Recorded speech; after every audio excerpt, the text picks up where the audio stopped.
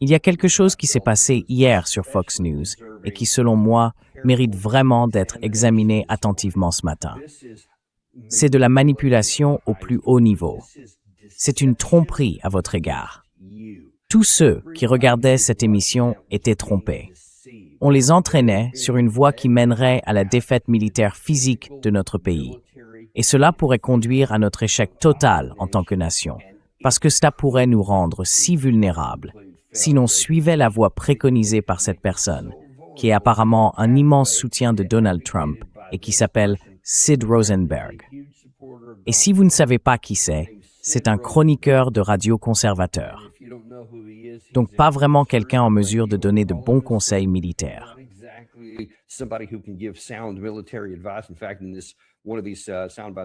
En fait, dans l'un de ces extraits que je m'apprête à vous montrer, il reconnaît que, écoutez, je ne suis pas Jack Keane. Ce qui, au passage, pourrait être quelque chose dont on se vante, parce qu'on ne veut pas être Jack Keane. Mais lui n'est même pas à ce niveau-là. Ses connaissances sont encore en dessous, et ça va apparaître ici. Je vais vous le montrer. Or, vous ne le sauriez jamais en écoutant simplement son échange parce qu'ils n'ont contesté aucun de ses propos. Ils ont un tout petit peu réagi sur un sujet, puis ils ont laissé sa réponse telle qu'elle, sans relever certaines des évidences que vous allez entendre. Commençons par là. Il s'agit de Sid Rosenberg, bien sûr, qui est lui aussi un défenseur très engagé d'Israël. Il anime une émission de radio conservatrice à New York. Voilà comment le premier échange s'est déroulé.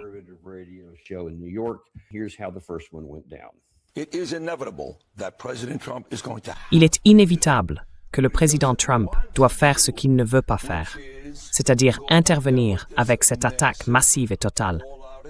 Il n'y a pas d'autre moyen d'arrêter ça. Il n'y a pas d'autre moyen de gagner cette guerre. Donc, encore une fois, il essaie de faire de son mieux. C'est un homme très gentil. J'aime le président Trump. Il ne veut pas que des gens meurent. Vraiment pas. C'est un homme gentil. Mais il n'y a pas d'autre moyen d'en finir avec ça. Une fois que vous avez commencé, Midnight Hammer a été formidable. Epic Fury a été formidable. Une fois que vous avez commencé, il faut aller jusqu'au bout. Et la seule issue, c'est la reddition totale des Iraniens. Je déteste le dire, mais leur annihilation complète.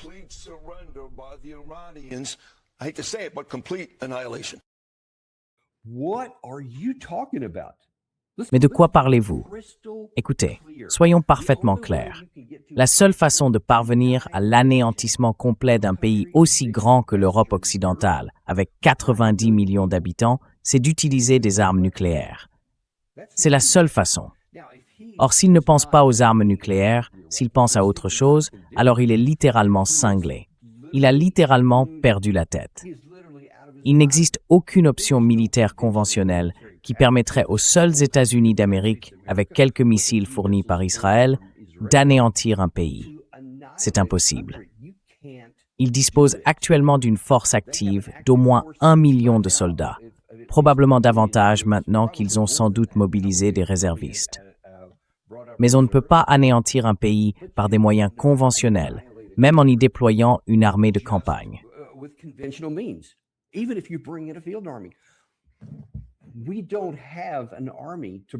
Nous n'avons pas une armée suffisamment importante à déployer pour ça.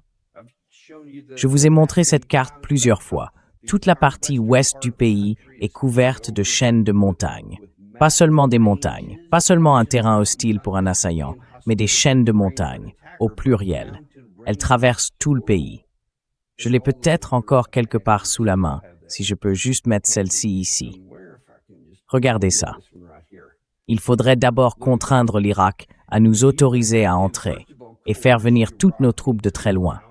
Mais il faudrait probablement aussi les faire venir depuis la côte ouest de l'Arabie saoudite, parce qu'on ne pourrait pas les faire passer par le golfe Persique comme la dernière fois. Évidemment, ce serait tout simplement un stand de tir pour l'Iran.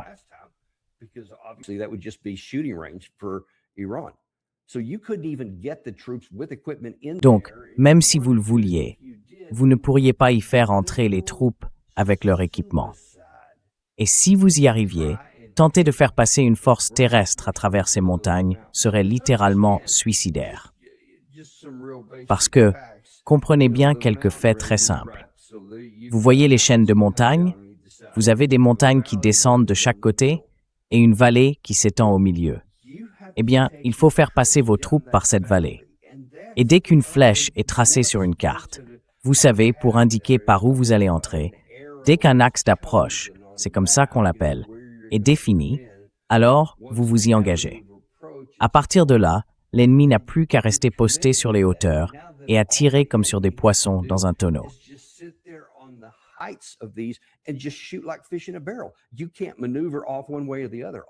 On ne peut pas manœuvrer d'un côté ou de l'autre.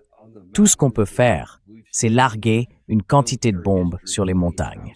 Et on a vu à maintes reprises dans l'histoire militaire, notamment en Italie pendant la Seconde Guerre mondiale, qu'on ne peut pas simplement larguer autant de munitions sans armée au sol. Nous avions une armée au sol qui remontait toute la botte italienne. Au total, je crois, des millions de soldats ont été mobilisés. Et en plus, nous étions sans égal dans les airs, avec bien plus de munitions que nous n'en avons aujourd'hui. Je veux dire, ils avaient une capacité industrielle de niveau guerre mondiale, capable de larguer des bombes sans arrêt. Et même ça n'a pas marché. Donc, s'il dit que c'est vers ça qu'on va aller, il est fou.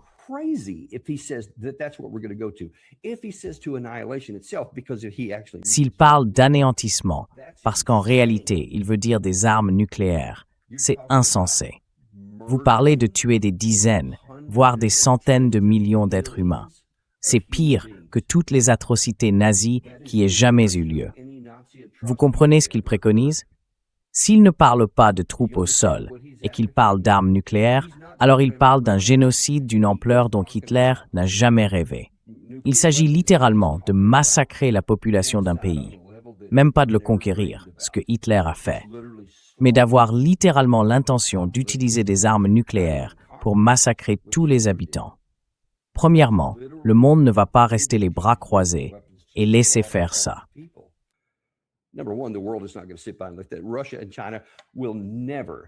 La Russie et la Chine ne resteraient jamais les bras croisés en laissant les États-Unis anéantir surtout l'un de leurs alliés, à la fois économique et militaire.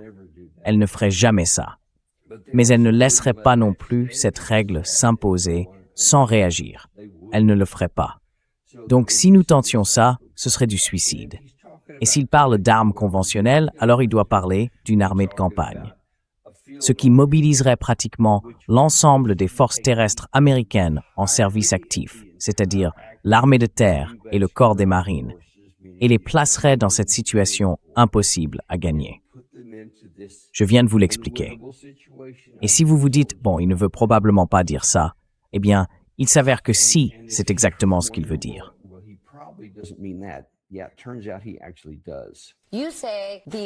Vous dites que la seule issue, c'est l'anéantissement. Alors, si gagner cette guerre exige d'envoyer des troupes au sol, je vous ai posé la question la dernière fois. Ce n'est pas très populaire auprès des Américains. Que leur répondez-vous? Ça me plaît pas non plus. Écoutez, je ne suis pas le parent d'un militaire de l'armée de terre ou des marines, donc je suis très sensible à ça, croyez-moi. Mais enfin, nous avons l'armée de terre, nous avons les marines pour une raison. Ils ne sont pas là pour vous serrer la main à l'aéroport, Rachel, d'accord? Ils sont là pour une raison. Aux dernières nouvelles, il n'y a pas de conscription dans ce pays. Donc, ces hommes et ces femmes courageux savent exactement à quoi ils s'engagent. C'est la guerre.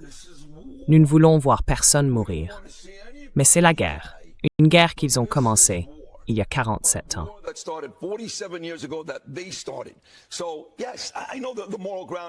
Donc oui, je sais que la position moralement juste, c'est de dire « Je ne veux pas que nos enfants meurent. Je ressens la même chose. Mais nous devons gagner. » Alors, peut-être qu'on peut gagner sans envoyer de soldats sur le terrain. Peut-être. Je ne sais pas. Je ne suis pas Jack Keane. Je n'ai pas ce genre d'informations. Si on peut le faire, très bien. Mais si à un moment donné, il faut envoyer des soldats sur le terrain pour gagner cette guerre, c'est pour ça qu'ils se sont engagés. Pour se battre pour ce pays. Pour se battre pour le président Trump. et pour débarrasser le monde de bêtes maléfiques comme le régime iranien. Of evil animals like the Iranian regime. Okay, there's so much to unpack. D'accord, il y a tellement de choses à décortiquer là-dedans.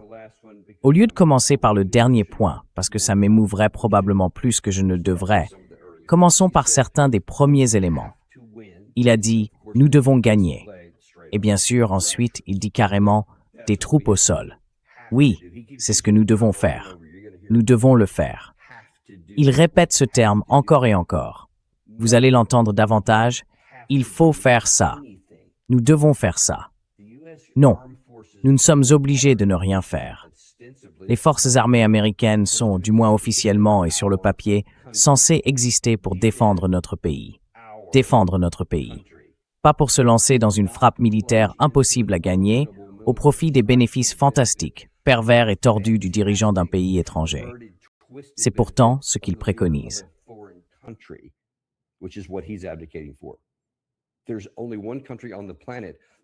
Il n'y a qu'un seul pays sur la planète qui ait ce désir maniaque d'anéantir un autre pays, et c'est Israël. Et c'est ce pays-là qu'il défend. Benjamin Netanyahou est celui qui voulait cette guerre dès le départ, comme nous vous le montrons depuis de très très nombreux mois. Cela n'a jamais été dans l'intérêt de l'Amérique. Cette guerre n'aurait jamais dû commencer, et elle nous a déjà coûté très cher, à bien des égards, et depuis longtemps. Donc l'idée qu'il faudrait y aller est insensée. Non, ce n'est pas le cas. Mais ensuite, on passe des idées insensées aux mensonges purs et simples. Il dit « Nous sommes en guerre contre eux depuis 47 ans. Une guerre, dit-il, qu'ils ont commencé. Non, c'est nous qui avons commencé la guerre. »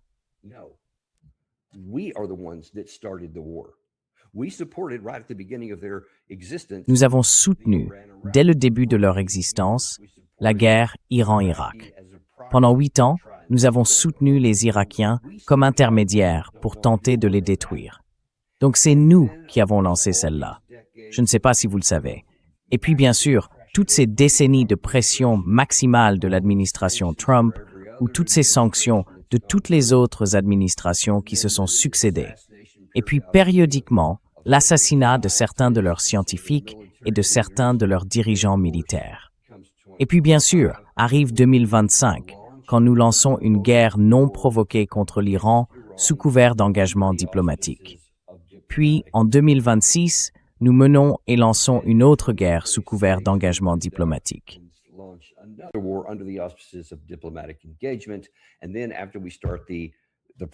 Puis, après avoir lancé le processus du protocole d'accord, on en change les termes en l'espace d'une semaine. On ajoute quelque chose au paragraphe 5 sur le détroit d'Ormuz, qui n'y figurait pas. On a simplement essayé d'en prendre le contrôle. Et cela a eu le résultat prévisible. L'Iran a réagi, comme il le fait toujours. Il a toujours réagi à la guerre de 2025, à la phase active de 2026, et aussi pendant la phase du protocole d'accord. Il réagit toujours à ce que nous faisons. Donc, ils n'ont rien commencé. Nous avons tout déclenché. C'est donc un mensonge catégorique. Mais c'est ce qu'ils veulent. Parce que, comprenez-le bien, revenez au but de toute cette apparition sur Fox News, c'est de vous tromper. Certains sont simplement stupides, et nous allons en voir un exemple dans une minute.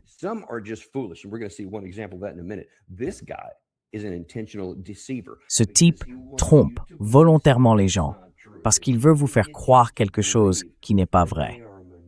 S'il arrive à vous faire croire qu'ils sont un pays de maniaques, qu'ils sont mauvais, et que c'est eux qui ont déclenché cette guerre, et que si on n'y met pas fin maintenant, on n'aura jamais la paix, alors il veut vous faire croire tout ça. Parce que si vous ne le croyez pas, vous ne soutiendrez jamais cette guerre. Mais si vous le croyez, il calcule que le président Trump obtiendra la couverture politique dont il a besoin. Et je vous l'ai montré. Même Laura Ingraham a parlé, la semaine dernière, du fait que les Américains se sont retournés contre cette guerre. Elle-même a publié quelque chose. Les Américains sont contre la guerre. Il doit inverser cette tendance. Donc voilà une autre personne sur Fox News qui fait exactement l'inverse de ce que faisait Laura Ingraham et qui essaye de dire « Hey, il faut revenir à la guerre ».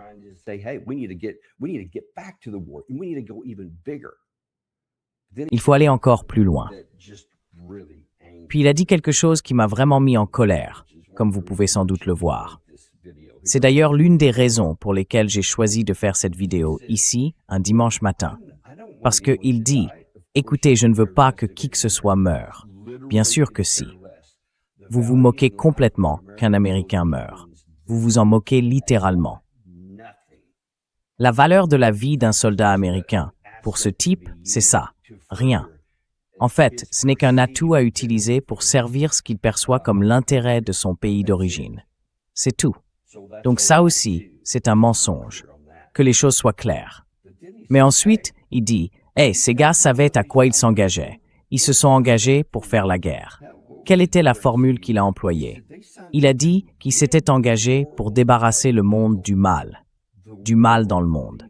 Non, non, Monsieur Rosenberg. Personne en Amérique ne s'est engagé pour débarrasser le monde du mal, et surtout pas du mal tel que vous le définissez.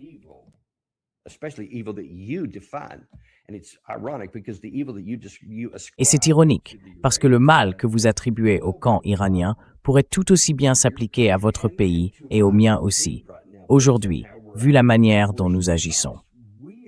Si on est simplement honnête, c'est nous qui avons lancé à 2 reprises en l'espace de 8 mois une guerre non provoquée. Alors dites-moi, qui est le mal? Celui qui en subit les conséquences ou ceux qui ont déclenché des guerres non provoquées? Prenez juste une seconde pour y réfléchir.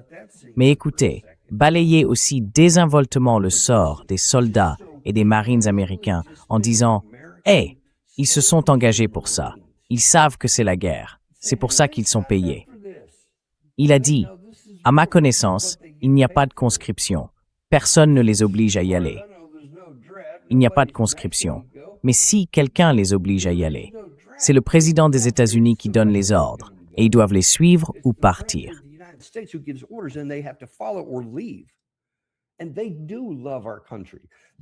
Et ils aiment notre pays. Ils se sont engagés pour défendre l'Amérique, pas pour s'en prendre au mal que vous avez choisi de combattre dans le monde, parce que vous êtes incapable de vivre en paix avec vos voisins. Et comme vous ne pouvez pas le faire avec votre propre armée, vous essayez d'enrôler la nôtre pour faire votre sale boulot, votre travail sanglant. Et je trouve absolument révoltant qu'il soit assis là, sur Fox News, qui plus est.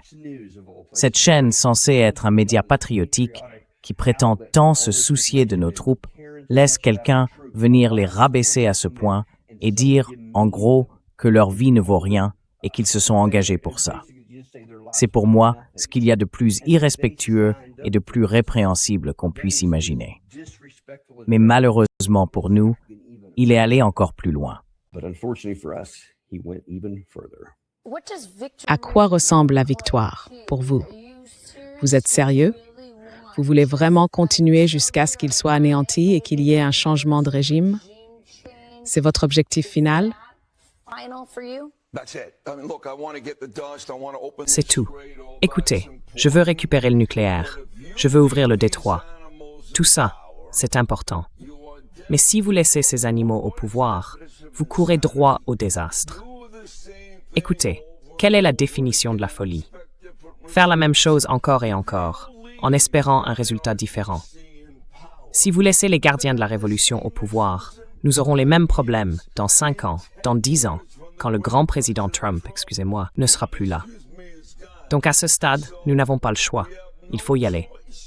Et oui, un changement de régime, je sais que ce sont 2 mots sales, ça fait partie, au bout du compte, de la victoire dans cette guerre. Oui.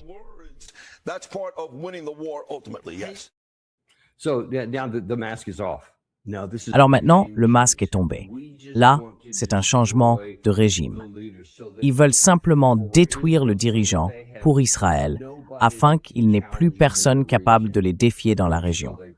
Ou du moins, c'est ce qu'ils pensent. Eh bien, même ça, ce n'est pas vrai, parce qu'ils transfèrent déjà l'un de leurs sites vers la Turquie. Donc, ils cherchent déjà leur cible numéro 2. Ce ne serait donc qu'une première étape. Mais ils veulent anéantir. Vous voyez, ils ne veulent pas seulement que les gardiens de la révolution islamique disparaissent. Ils ne veulent pas seulement faire tomber le régime des mollahs, comme ils l'appellent souvent. Ils veulent anéantir le pays. Ils veulent tuer tout le monde. annihilate the country.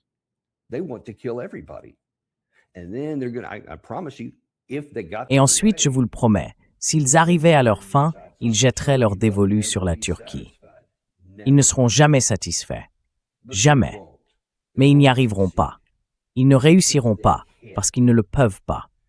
Et lui, encore une fois, il qualifie les Iraniens d'animaux. Alors, si vous êtes un animal, pas besoin de vous soucier de négocier. Pas besoin de faire preuve d'empathie. Pas besoin de penser qu'ils puissent avoir une position valable sur quelque sujet que ce soit. Il suffit d'aller tous les tuer. Mais écoutez, voilà ce qu'il doit comprendre, et ce que tout le monde doit comprendre. Indépendamment de la moralité ou de l'immoralité de son argument, c'est militairement irréalisable. it's militarily unattainable. It has now been proven categorically that Il est désormais catégoriquement prouvé qu'on ne peut pas gagner avec la seule puissance aérienne. La puissance navale et aérienne, ça ne suffira pas. On a essayé, ça n'a pas marché. Ensuite, on a tenté un blocus naval, ça n'a pas marché non plus. Puis on a eu une sorte de formule hybride. Un blocus et en fait, encore une fois, 12, je crois 13 nuits consécutives. Et maintenant, même cela a pris fin. Apparemment, j'ai reçu il y a un instant des informations selon lesquelles une attaque massive était prévue pour ce soir, mais elle aurait été annulée. Je ne sais pas si elle a été reportée ou annulée définitivement, mais en tout cas, elle ne devrait apparemment pas avoir lieu ce soir, et pour de très bonnes raisons. Écoutez, enfin, là, ça vient tout juste de tomber. very good reason. Look, I mean, here, this is just out. I think this is in this morning's media. Je crois que les médias en parlent ce matin. Le vice-président Vance et le président des chefs d'état-major interarmés, Kine, auraient fait part de leurs inquiétudes face à l'escalade de la guerre en Iran. Des sources disent que les États-Unis interrompent les frappes après plusieurs nuits consécutives, parce que, quelle surprise! Si vous regardez notre émission, ça ne vous surprendra pas du tout. Nous commençons à manquer de missiles offensifs, de missiles défensifs. Nos stocks s'épuisent, tout simplement. Et les problèmes économiques commencent à nous frapper durement. Et chaque jour qui passe, avec le détroit d'Ormuz fermé, et maintenant le détroit de Bab el-Mandeb fermé au pétrole saoudien, ces chiffres vont continuer à empirer. Voilà où nous en sommes. Donc sur le plan militaire, c'est irréalisable. And so that's the way it's been going on. So it's militarily unattainable. You just can't get there. And for On n'y arrive tout simplement pas. Et qu'ils disent, « Hey, si on ne fait pas ça, ils reviendront et recommenceront dans 5 ans, dans 10 ans. » Ils vont revenir faire quoi dans 5 ans, dans 10 ans? Parce que vous sous-entendez qu'ils ont fait quelque chose ici récemment et qu'on en verra davantage. C'est nous qui avons déclenché la guerre. Revenons à 2015, quand les États-Unis avaient un accord incroyable. Il avait certes quelques défauts, mais bon sang, il comportait de vrais garde-fous pour empêcher l'Iran d'obtenir un jour l'arme nucléaire, ou pour rendre cela extrêmement difficile et peu probable, le meilleur accord qu'on puisse imaginer obtenir. Nous l'avions et nous y avons renoncé. Et puis, bien sûr, c'est nous qui avons commencé cette montée en puissance ici. And then, of course, we start this build up here. After 10/7, Après le 7 octobre, les Israéliens ont commencé à accuser l'Iran de tout. Genre, tout ça venait d'eux. Vous savez, tout ce que le Hamas a fait, c'était une extension de l'Iran. Il fallait s'en prendre à la tête de la pieuvre. Vous vous souvenez de tout ça? Et ils ont essayé d'entraîner Biden dans une guerre. Il les a aidés. Il les a aidés à se défendre lorsque les Israéliens ont détruit un complexe de l'ambassade iranienne en Syrie, lorsqu'ils ont assassiné des dirigeants dans leur capitale pendant une investiture présidentielle. Toutes ces choses sont conçues pour provoquer une guerre. Les États-Unis ont apporté leur aide dans ces deux cas. Mais même là, Biden a dit « Oui, nous ne passerons pas à l'offensive ».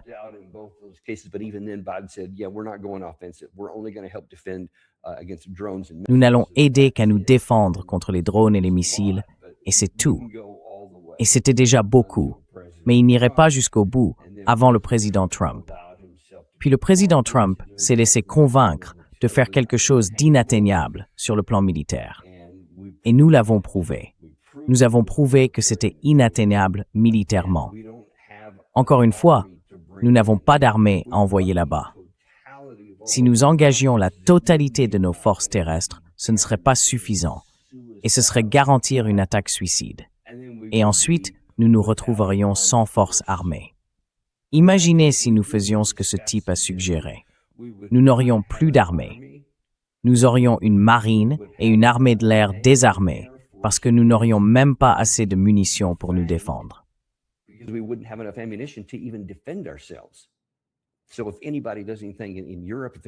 Donc, si quelqu'un fait quoi que ce soit en Europe, si quelqu'un fait quoi que ce soit en Asie, on est littéralement foutu.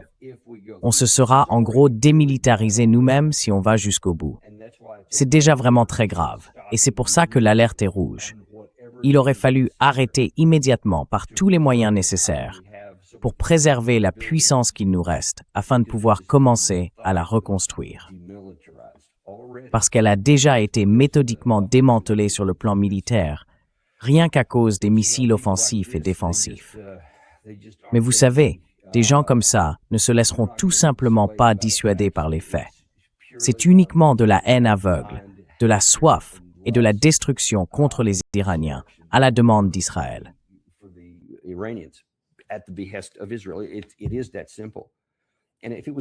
C'est aussi simple que ça. Et si ce n'était que ce type, alors on pourrait se dire, vous savez quoi, c'est lui. De toute évidence, il a beaucoup d'affection pour le camp juif. Ce qu'il dit est insensé. Mais enfin, on peut comprendre pourquoi il dit certaines de ces choses. Mais c'est autre chose quand ce sont, vous savez, des gens comme Jack Keane, le général Kellogg, Mike Pompeo ou le général Wes Clark. Comme hier, quand il a dit, écoutez, d'accord, il dit que des troupes au sol ne sont pas nécessaires. Mais d'une manière ou d'une autre, dans cet esprit tordu, un homme qui a été général 4 étoiles, un homme qui a commandé les forces de l'OTAN, pour l'amour de Dieu, dit ça.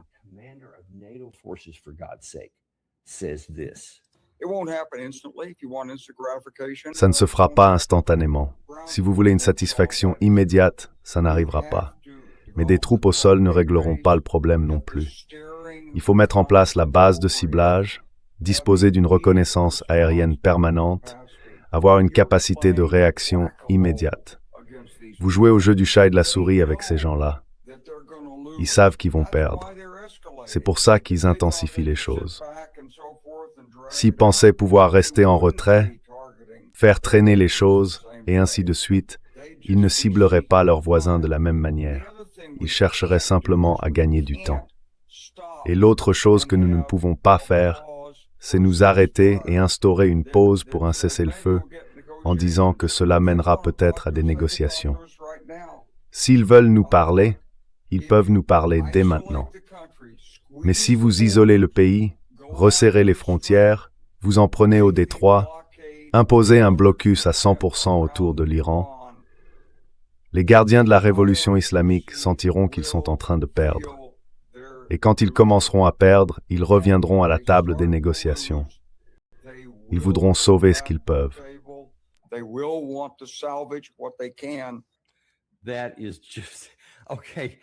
C'est juste, d'accord, c'est complètement fou. Revenons à cette carte.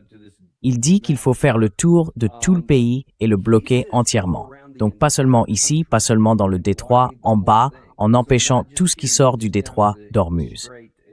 Mais que va-t-il faire si on regarde tout en haut, avec la mer au nord de Téhéran?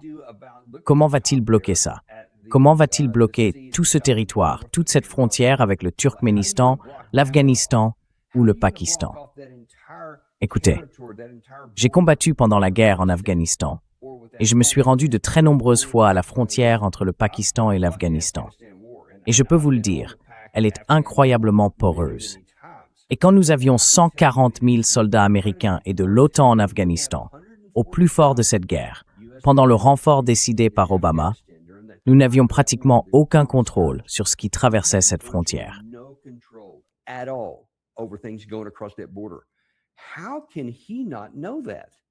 Comment peut-il ne pas le savoir? Comment peut-il réellement préconiser ça? Oui, revenez à cette carte. Comment peut-il dire « Faites le tour de tout le pays, mettez un blocus tout autour ». Il l'a dit. Remettez l'enregistrement et regardez. C'est exactement ce qu'il a dit. Mettez un blocus autour de tout. Enfin, il faudrait plusieurs millions de soldats chargés de surveiller les frontières dans ces montagnes et sur ce terrain pour arrêter ça indéfiniment. Et il faudrait aussi remonter en mer Caspienne, au nord. Et où allez-vous trouver ces moyens? Et bien sûr, il vient de dire qu'il n'y aurait pas de troupes au sol. Il n'y a pas de moyens. Nous n'avons pas les moyens, ni aériens, ni navals, d'accomplir ce qu'il propose. On arrive à peine à le faire aujourd'hui. Vous l'avez vu, et nous vous l'avons montré ici ces dernières semaines. Même le blocus que nous avons est poreux. Et des choses continuent de passer.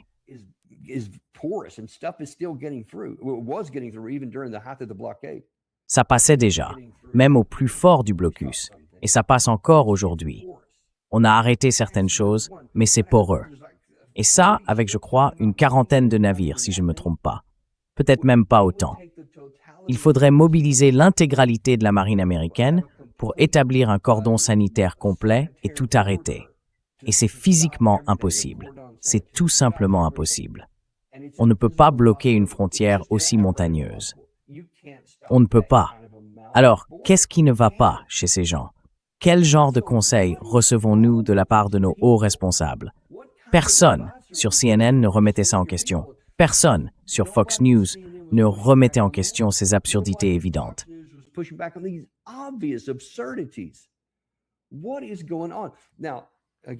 Qu'est-ce qui se passe? Là, encore une fois, il y a littéralement quelques minutes, un ami m'a envoyé un message. Il disait qu'une opération était prévue, selon quelqu'un qui a des contacts au sein des forces au sol elles-mêmes ou avec les troupes présentes dans la région. Une frappe massive était prévue pour ce soir. Mais elle a été soit annulée, soit reportée. Apparemment, elle n'aura pas lieu ce soir. Donc il est possible que la raison commence à l'emporter. Peut-être que l'article de CNN disait vrai. Peut-être que le vice-président Vance et le président des chefs d'état-major interarmés se sont opposés très fermement et qu'ils ont fini par convaincre le président Trump. Je ne sais pas. Mais vous voyez, il continue d'hésiter parce qu'on fait sans cesse des allers-retours là-dessus.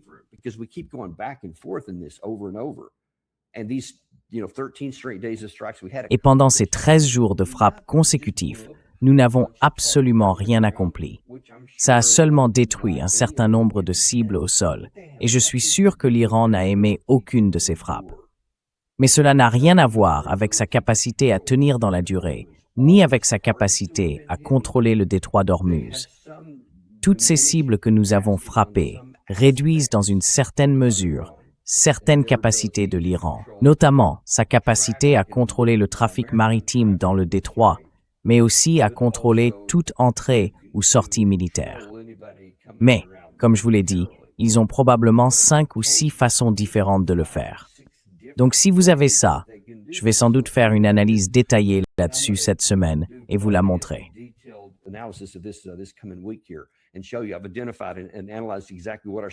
J'ai identifié et analysé précisément quelle est notre stratégie. Certains de ces éléments fonctionnent et ont un sens sur le plan militaire. C'est le cas. Mais c'est comme dire, le Titanic vient de subir une énorme brèche à cause de l'iceberg. Et il y a 3 compartiments qu'on peut consolider. Oui, mais 5 ont été touchés. Donc, si vous ne pouvez pas stopper les 5 et que le navire va quand même couler, c'est à cela que nous sommes confrontés ici.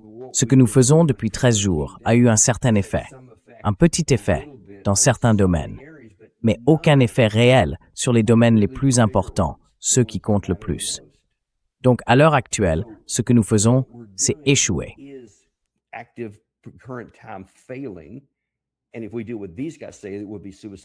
Et si nous faisons ce que disent ces gens-là, ce serait un suicide pour notre pays. Le problème, c'est que le président Trump est émotif et ses appels ont un effet sur lui. Nous allons attendre de voir comment cela va se passer. Mais il est vital que vous connaissiez la vérité maintenant, avant que quoi que ce soit d'autre ne soit fait. Et pour l'amour de Dieu, je prie pour que le président Trump profite de cette interruption, de cette pause, parce que nous avons stoppé les 13 jours consécutifs. Cela fait 2 jours consécutifs que nous n'en avons pas eu. Et nous n'avons pas eu ce grand événement ici ce soir, qui aurait pu nous pousser encore plus loin en retirant encore davantage ces stocks de la table. Il faudra attendre et voir. Mais voilà l'histoire, ce dimanche matin.